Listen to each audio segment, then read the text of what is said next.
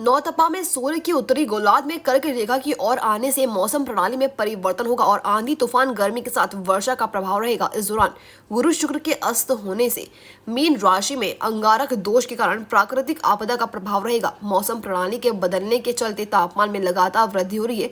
25 मई से सूर्य का वृषभ राशि रोहिणी में प्रवेश होगा। इस दौरान पृथ्वी पर सूर्य की सीधी किरणें पड़ने से तापमान में उछाल आएगा। शासकीय जिवाजी वैद्यशाला के अधीक्षक डॉक्टर R.K. गुप्त के अनुसार मौसम प्रणाली के परिवर्तन से बादल, तेज हवा और बूंदाबांदी होने की भविष्यवाणी है। गुरुजी बताएं, अभी नौतपा लगने वाला है, किस प्रकार की पूरी स्थितियाँ रहेंगी, क्या करना चाहिए किसी सनातन धर्म के अनुसार जिस प्रकार 12 ही राशियों का महत्व बताया गया है, उसमें 12 ही राशियों का जो निर्माण होता है वो नक्षत्र के अनुसार होता है। अश्विनी नक्षत्र से प्रारंभ होते हैं और सूर्य राशि अनुसार नक्षत्रों में वास होता है। इसी अनुसार रोहिणी नक्षत्र चंद्रमा का नक्षत्र शास्त्रों में बताया गया है और रोहिणी नक्षत्र में सूर्य का आगमन हो रहा है और 25 मई से 13 दिन तक रोहिणी नक्षत्र के रूप में सूर्य रहता है। लेकिन जो रोहिणी जो विशेषकर 9 दिनों का महत्व बताया गया शास्त्रों में, जो 9 तपा के रूप में रोहिणी नक्षत्र में आने के बाद में ग्रीष्म ऋतु के रूप में विशेष प्रभाव दिखाता है। और रोहिणी नक्षत्र में इस बार एक संयोग बना है जो 24 वर्ष उपरांत वृषभ राशि में ही 3 ग्रह की उपस्थिति है, जहां बृहस्पति और शुक्र तारा अस्त के रूप में देखे जा रहे हैं। तो ऐसे में उष्णता अधिक रहती है, साथ में अन्य ग्रहों का भी प्रभाव आ रहा है, अंगारक योग भी चल रहे हैं। ऐसे में जो देश विदेश में अंतर्गत में तूफान वगैरह जो देखे जा रहे हैं वो इस रूप में ही देखे जा रहे हैं जो ग्रहों के प्रभाव के चलते हो रहा है। और इस वर्ष का राजा मंगल है। ऐसे में ग्रीष्म ऋतु का विशेष रूप से हमने पहले भी बताया है कि इस बार प्राकृतिक घटनाएं विशेष रूप से होती है। जो वर्षा ऋतु जो जल का जो वास बताया गया, तटीय क्षेत्र पे ग्रह नक्षत्र के अनुसार वास बताया गया है।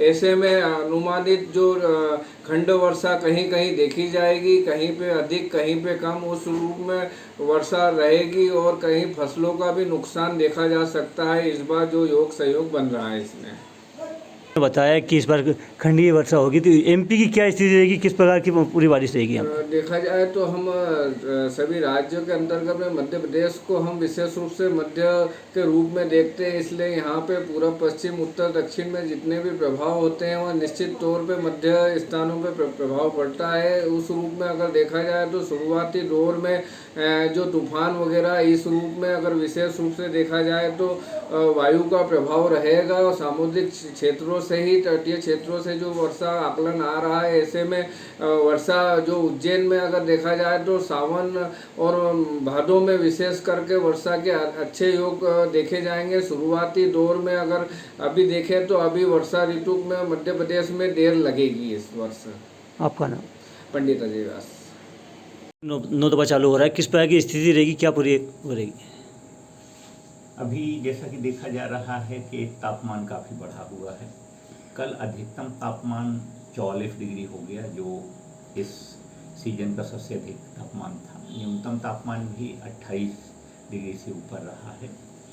क्योंकि अभी कोई सिस्टम सक्रिय नहीं है, तो जिस कारण हम कहें कि कोई बारिश की स्थिति ऐसी कुछ नहीं है, जिस कारण तापमान तेज़ी से बढ़ रहा है। अभी 3-4 दिन इसी प्रकार की भविष्यवाणी की गई है कि चूँकि कोई सिस्टम नहीं है तो तापमान में थोड़ा बहुत उतार चढ़ाव की स्थितियां देखने को मिलेंगी।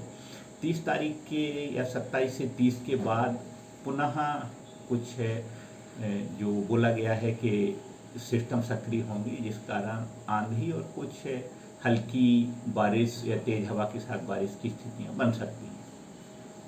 सर, नौतपे में ऐसा माना जाता है सूर्य की स्थिति पृथ्वी से बहुत नजदीक रहेगी, किस प्रकार गर्मी रहेगी इसमें? नहीं, नज़दीक नहीं रहती है। नज़दीक तो दिसंबर के माह में रहती है। ये जो गर्मी का कारण रहता है सो चूँकि उत्तरी गोलार्ध में है, उत्तरी गोलार्ध में, और हम कहें कि 21 जून के आसपास कर्क रेखा पर रहता है, जो कर्क रेखा उज्जैन से गुजरती है। मतलब उत्तरी गोलार्ध में सूर्य की किरणें काफ़ी लंबवत हो रही हैं, जिस कारण किरणें काफ़ी तीखी रहती हैं, तीव्रता भी ज़्यादा रहती है, दिन की अवधि भी बड़ी रहती है, जिस कारण हमारे तापमान बढ़ जाते हैं। दूसरा रहता है कि हमारा क्लाइमेट कंडीशन क्या है, मतलब हवाएं किस प्रकार से चल रही हैं, उसके कारण ये तापमान की स्थितियां निर्भर करती हैं। सर आपका नाम? डॉक्टर राजेंद्र ठाकुर, अधीक्षक शासकीय जीवाजी वेधशाला उज्जैन।